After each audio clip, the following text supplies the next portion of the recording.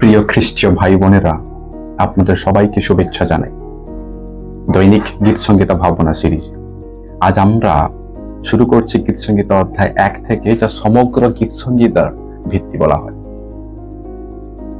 প্রতিদিন আমরা এক একটি গীত সংগীতা থেকে ঈশ্বরের বাক্যের মধুর বার্তা শুনবো, যা আমাদের জীবনে নতুন দিশা ও আশীর্বাদ আনবে।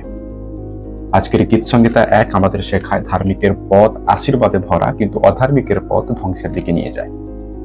তাহলে চলুন শুনে নিই গীত সংগীতা 1-এর বার্তা, যা আমাদের শেখায় ঈশ্বরের বাক্যের ধ্যান করতে ও ধার্মিক পথে চলতে।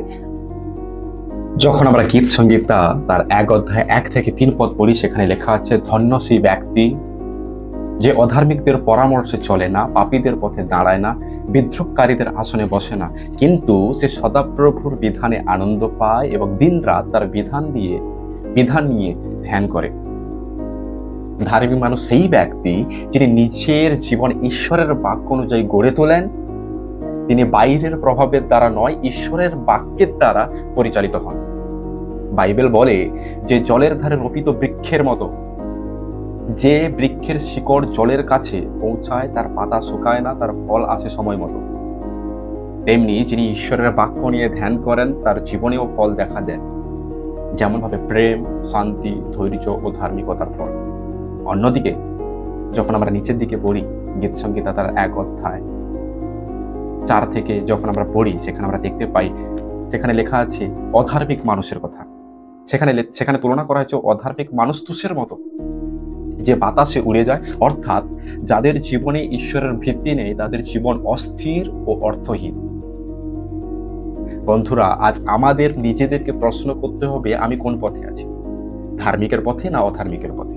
যদি আমরা ঈশ্বরের বাক্যের প্রতি অনুগত হই, তার নির্দেশে চলি, তবে আমাদের জীবন হবে স্থির, ফলবান ও আশীর্বাদপূর্ণ। তাই আজ থেকে আমরা প্রতিজ্ঞা করি, দিন রাত ঈশ্বরের বাক্য নিয়ে ধ্যান করব, যাতে আমাদের জীবন হয় জলের ধারে রোপিত বৃক্ষের মতো। বন্ধুরা, যদি আজকের বার্তা আপনাদের হৃদয় স্পর্শ করে, এই ভিডিওটি লাইক করুন, অন্যদের সঙ্গে শেয়ার করুন এবং সাবস্ক্রাইব করুন, যাতে প্রতিদিনের গীত সংগীতার ভাবনা আপনাদের কাছে পৌঁছে যায়। মনে রাখবেন, ঈশ্বরের বাক্যই আমাদের জীবনকে শান্তি, শক্তি ও দিশা দেয়। তাহলে দেখা হবে আগামীকাল গীত সংগীতা 2 থেকে নতুন এক আশীর্বাদের বার্তা নিয়ে। ঈশ্বর আপনাদের সবাইকে আশীর্বাদ করুন।